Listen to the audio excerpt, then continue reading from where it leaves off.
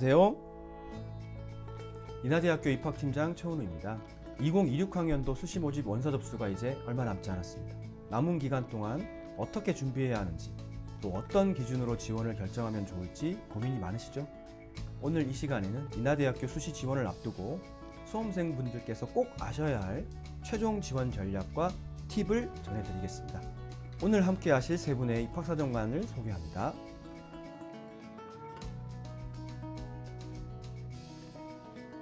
인하대학교는 대학평가 지표 중에 학생 성과가 우수한 대학으로 알려져 있는데요. 특히 그 중에서 취업 성과 측면에서 두각을 보이고 있습니다. 최근 성과는 어느 정도인가요? 인하대학교는 졸업생 3,000명 이상 대학 중에서 2년 연속 전국 취업률 4위를 기록하고 있습니다. 명시상부한 취업 강자임을 입증하고 있는데요.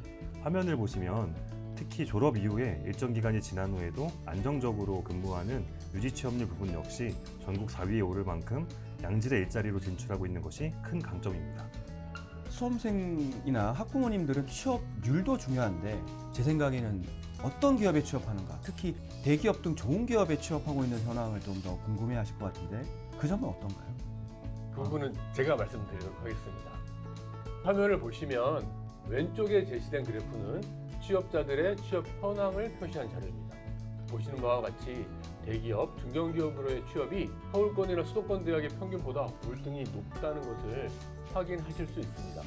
그리고 실제로 대기업 취업률은 전체 대학을 통틀어 당당히 3위에 올라 많은 학생들이 꿈꾸는 대기업에서도 인하대 졸업생들이 두각을 나타내고 있습니다.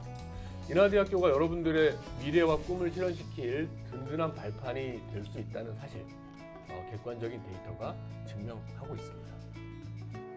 대기업 취업률까지 이렇게 높은지는 몰랐습니다. 아무튼 좋은 설명 감사드리고요. 인하대학교는 다양한 전공 선택의 기회를 제공하는 대학으로도 유명합니다.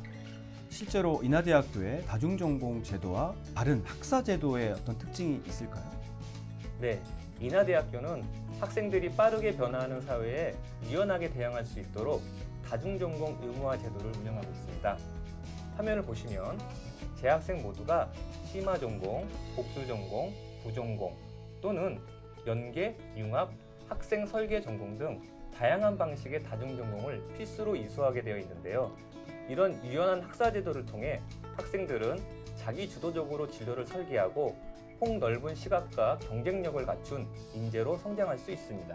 네, 설명 감사합니다. 최근 대학 교육에서 자기 주도성과 전문성을 높일 수 있는 다양한 전공 선택 제도가 주목받고 있는데요. 인하대학교는 마이크로 전공 제도를 통해서 주전공 분야 이외에도 관심 분야를 깊이 있고 유연하게 학습할 수 있으니 참고해 주시기 바랍니다. 작년에 신설된 많은 우전공 학과들이 있는데요. 인하대학교도 올해 수시 모집에 자유전공 융합학부에서 학생부 교과 전형으로 22명을 모집한다고 알고 있습니다. 해당 학부에 진학하면 융합전공을 필수로 이수해야 된다고 하는데 구체적으로 어떤 제도이고 학생들에게는 어떤 점이 좀 도움이 될까요? 네, 맞습니다. 프론티어 창의대학 자유전공 융합학부는 다양한 학문 분야를 넘나들며 자신의 전공을 스스로 설계할 수 있다는 점이 가장 큰 특징입니다. 특히 이 학부에 입학한 학생들은 단일 전공에만 아우르지 않고 융합 전공을 반드시 이수해야 하는데요. 화면에서 보시는 바와 같이 융합 전공 필수 이수 제도는 4차 산업혁명 등 급변하는 사회에서 요구하는 융복합적 문제 해결 능력을 기를 수 있도록 여러 학문을 유기적으로 결합해 배우는 데 목적이 있습니다. 이 과정을 통해 학생들은 특정 분야에 제한된 지식에 머물지 않고 다양한 분야를 연계한 폭넓은 관점과 융합적 사고를 갖출 수 있어 미래 사회가 요구하는 창의적이고 유연한 인재로 성장하게 됩니다. 인하대학교는 2026학년도 모집 인원을 보니까 수험생들이 좀 선호하는 분야, 특히 소프트웨어 및 첨단 분야의 학과 모집 인원이 확대되었는데 주요 학과 중에서 반도체 시스템 공학과 및 관련 학과에 대해서 좀 소개 부탁드리겠습니다. 네, 반도체 시스템 공학과는 반도체 설계, 소자, 공정, 시스템, 소프트웨어까지 폭넓은 분야를 아우르는 다학제 간 융합 교육을 실시합니다. 화면을 보시면 2026학년도에 주요 전형에서 82명이라는 많은 인원을 선발할 계획이며 인공지능과 반도체, 소프트웨어가 결합된 차세대 반도체 기술을 강조하며 첨단 산업 수요에 맞춘 실무 중심의 교육과정을 운영합니다. 반도체 관련해서 전기전자공학부나 신소재공학과도 많은 수험생들이 고민하고 계실 텐데요.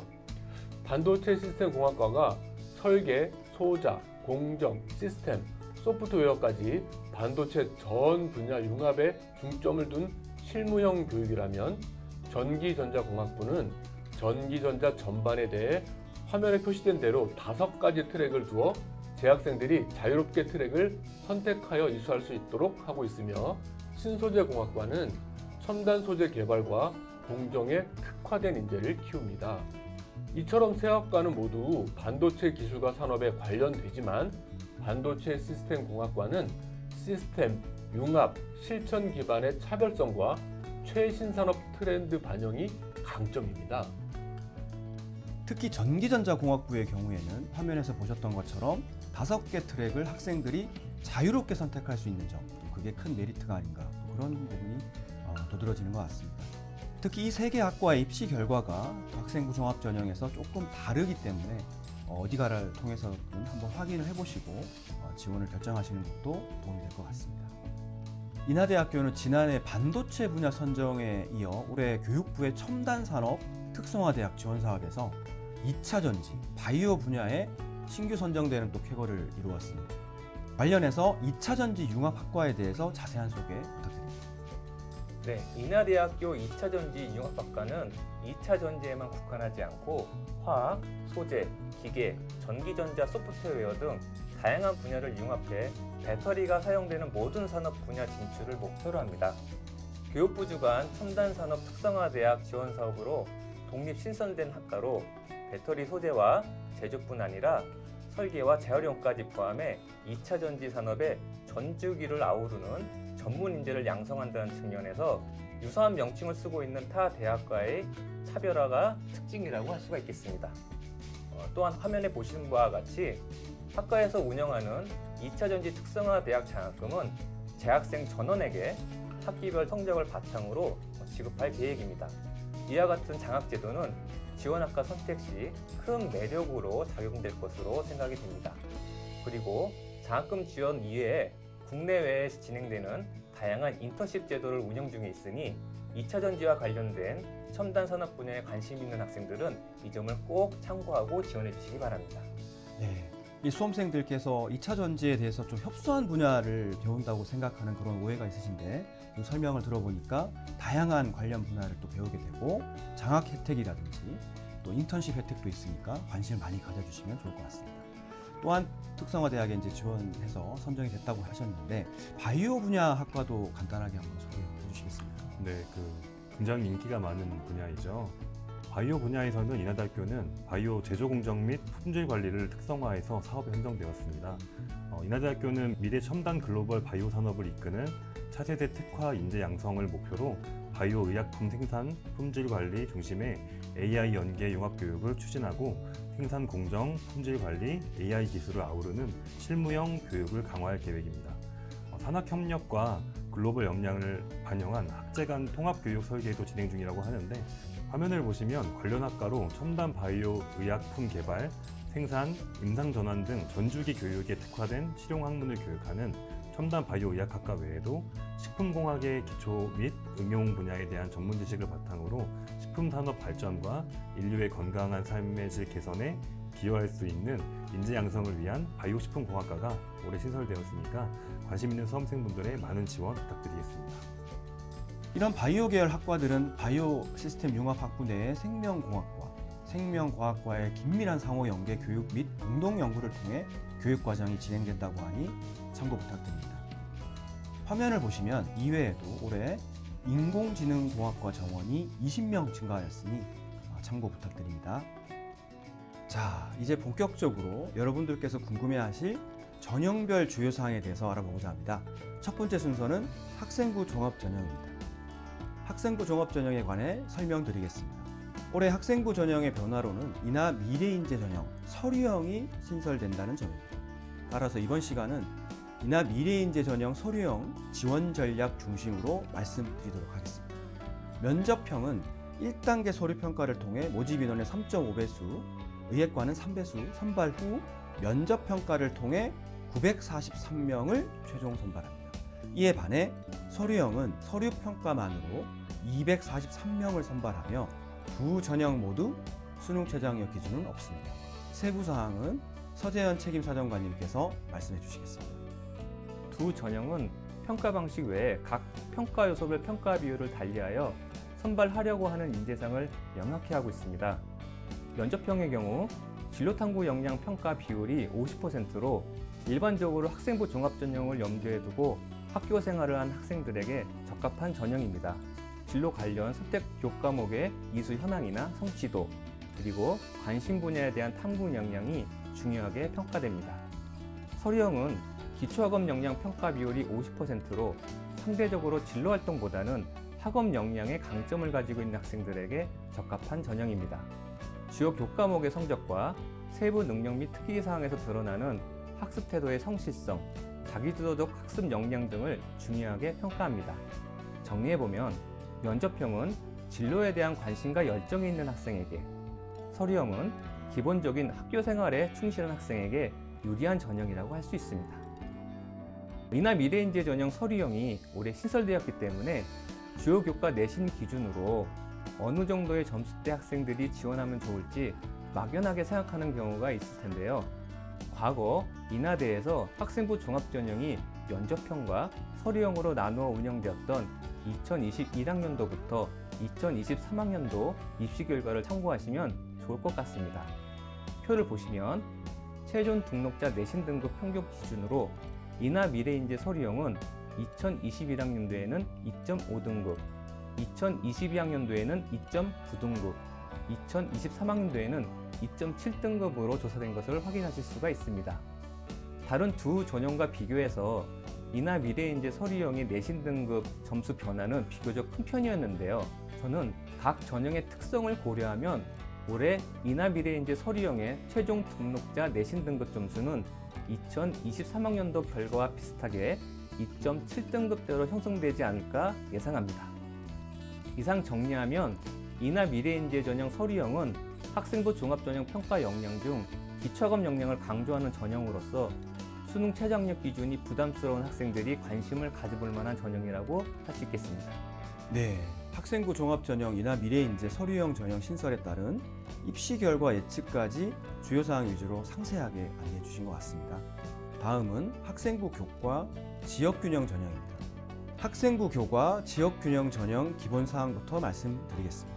화면을 보시면 인하대학교 학생부 교과 전형은 학생부 교과 100% 일괄 합산하여 총 413명을 선발할 예정입니다. 학교장 추천이 필요하지만 추천 인원의 제한은 없습니다. 수능 최저학력 기준을 적용하여 계열별 반영 교과 및 진로 선택 과목 반영 과목 등의 내용은 화면 또는 수시 모집 요강을 참고해 주시면 감사하겠습니다. 올해 주요 사항 및 입시 결과 예측 부분까지 노준호 입학사정관 모시고 이야기 들어보겠습니다. 네, 화면을 보시면 2023학년도부터 2025학년도 모집 인원 및 경쟁률 추이를 보실 수 있습니다. 올해 학생부 교과 전형의 가장 큰 변화는 모집 인원의 감소입니다. 전년 대비 235명의 모집 인원이 줄어들었는데 이는 2023학년도 선발 인원과 비슷한 수치로 확인하실 수 있습니다. 그러면은 인하대학교 학생부 교과 전형 모집 인원이 변경됨에 따라서 입시 결과가 큰 차이가 있었을까요? 보신 바와 같이 그렇지 않습니다. 화면을 보시면 지난 3개년의 학생부 교과 전형 등록자 주요 교과 평균 등급 추이를 확인하실 수 있는데요. 보시는 바와 같이 모집 인원이나 경쟁률의 차이와 상관없이 3년치 교과 평균 등급이 차이가 거의 발생하지 않는 점을 확인할 수 있습니다. 지금 화면에 보시는 자료는 전년도 지원자 데이터 및 입시 결과를 바탕으로 충원율이 동일하다는 가정하에 올해 모집 인원을 고려해서 등급을 예상해 본 자료입니다. 보신 바와 같이 단과대학교의 모집 인원 변화에 따라서 입시 결과는 큰 차이가 발생하지 않는다는 점을 확인할 수 있습니다. 그래서 인하대학교 학생부 교과 전형의 지원을 고민하고 계신다면 입시 결과가 올라가지 않을까 하는 불안감보다는 수능 최저학력 기준을 충족할 수 있을지에 대한 고민을 통해서 지원 여부를 결정하시는 게 바람직할 것 같습니다. 학생부 교과 전형 수능 최저학력 기준에 관련해서 앞에서 팀장님께서 안내해 주신 바와 같이 의예과 수능 최저학력 기준이 전년 대비 하향 조정되었습니다. 이로 인해서 입시 결과 상승이 좀 예측되니까 그 부분도 참고해 주시면 감사드리겠습니다. 조금 전까지는 등급 컷으로 입시 결과를 말씀드렸었는데요. 학생부 교과 전형을 준비하시는 분이라면 꼭 확인해야 하는 부분이 환산 점수에 따른 입시 결과입니다. 어디가 사이트를 통해 확인할 수 있는데요. 올해의 점수를 산출해 보시면 작년 대비 점수가 너무 낮게 나와서 당황하신 수험생분들이 있을 거라 예상됩니다.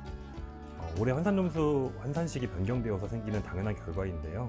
화면을 보시면 예전까지는 학생부 교과 반영 점수에 기본 점수 900점을 더해서 점수를 산출했지만 올해부터는 학생부 교과 반영 점수에 10을 곱해서 점수를 산출하는 방식으로 변경되었습니다. 그래서 어디가 사이트를 통해서 환산 점수를 체크하실 때는 2025학년도 내 점수와 환산 점수를 비교해서 합부를 예측해 보시는 방향이 바람직하니까 꼭 한번 체크 부탁드리겠습니다. 다음은 논술 우수자 전형에 대해서 알아보겠습니다. 인하대학교는 올해 논술에서 변경 사항이 많기 때문에 원서 접수 전에 반드시 확인을 하셔야 합니다. 인하대 논술 우수자 전형은 논술 70%와 학생부 교과 30%를 일괄 합산하여 최종 합격자를 선발합니다. 모집 인원은 457명입니다. 학생부 교과가 30% 반영되지만 내신 등급 간의 점수 차이가 크지 않기 때문에 내신 성적보다는 논술 점수가 학부에 크게 영향을 준다고 설명드리겠습니다. 특히 의예과를 제외하면 수능 최저학력 기준이 없다는 점도 타 대학과 차별성이 있기 때문에 지원 시 반드시 고려를 하셔야 될 것 같습니다. 주요 변경 사항은 고보현 책임사정관님께서 말씀해 주시겠습니다. 논술 우수자 전형의 논술 시험 출제 범위와 주요 변경 사항에 대해 핵심적인 사항 중심으로 말씀드리겠습니다. 먼저 인하대 논술 유형, 출제 범위, 제시문 출처 등은 화면을 참고하시면 됩니다. 논술 문항은 자연계열은 총 3문항이 출제되는데 한 문항은 의예과와 공통이고 두 문항은 의예과와 다른 별도 문항이 출제됩니다. 인문계열 문항은 총 2문항이 출제됩니다. 고사 시간은 자연계열은 100분, 인문계열은 120분입니다. 올해 인하대는 논술고사에서 변경사항이 몇 가지 있습니다. 우선 자연계열은 소문항을 축소하고 응시 시간을 변경하였습니다. 앞에서 말씀드린 것처럼 자연계열은 총 3문항이 출제되는데 한 개 문항의 풀이 단계에 따라 두세 개 소문항을 두었었는데 문항의 난이도를 하향 조정하고 소문항을 축소하여 문제를 풀이하는 시간을 단축하였습니다. 이에 따라 수험생의 논술시험 체감 난이도는 많이 낮아질 것으로 예상됩니다. 인문계열은 논제 제시 방법을 변경하였습니다. 기존에는 제시된 두 입장 중 하나의 입장을 선택한 후 문항별 요구사항을 지술하는 방식이었다면 올해에는 입장을 선택하는 과정 없이 제시받은 특정 입장에 대해 문항별 요구사항을 기술하는 방식으로 변경되었습니다. 이러한 변화에 따라 논술 난이도 자체는 큰 차이가 없겠지만 입장 선택의 과정이 사라짐에 따라 사고 과정의 복잡성이 해소되었습니다. 이렇듯 올해 변화들이 있으니 온라인 또는 발송형으로 진행되는 논술 모의고사 문항을 꼭 확인해 주시기 바랍니다. 네, 설명 잘 들었습니다. 전체적으로 많은 부분이 변경되어서 지원자분들께서는 꼭 확인할 필요가 있을 것 같네요. 자, 그럼 이렇게 변경한 이유가 무엇일까요? 네, 논술고사 유형 변경의 이유는 한마디로 수험생의 부담 완화입니다. 논술고사를 준비하는 수험생들이 사교육이나 별도의 준비 없이 학교 교육과정에 충실한 학생이라면 누구라도 논술시험에서 좋은 점수를 받을 수 있는 방향으로 인하대 논술시험을 꾸준히 개선해 나갈 계획입니다.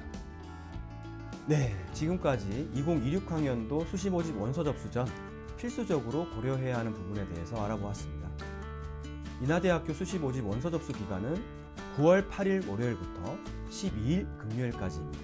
또한 모든 전형은 전형 일정이 겹치지 않는 한 중복 지원이 가능합니다. 예를 들어서 학생부 종합전형 면접형, 서류형, 학생부 교과전형, 세 전형도 중복 지원이 가능하니 참고해 주시기 바랍니다. 지금까지 긴 여정을 묵묵히 달려온 수험생 여러분 정말 고생 많으셨습니다. 학부모님들도 고생 많으셨습니다. 남은 기간까지 끝까지 최선을 다해 준비하시고 여러분의 꿈을 향한 도전이 반드시 좋은 결실로 이어지길 진심으로 응원합니다. 인하대학교가 늘 여러분의 든든한 동반자가 되겠습니다. 감사합니다.